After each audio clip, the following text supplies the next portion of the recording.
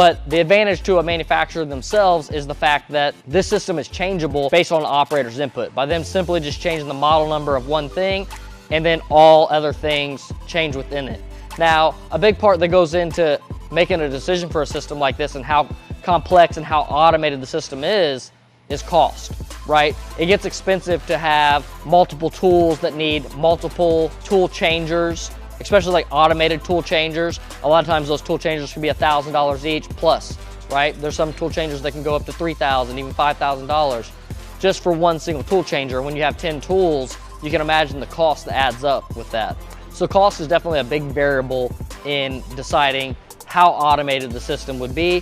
And there's also programming costs that are associated with that as well. So instead of somebody having to just teach one position for maintenance to switch out the tool, they now have to teach 10 different positions. They have to now create a program that selects all 10 of the different tool types, which is not a super complex task. However, it does take engineering time to add features like that to a system.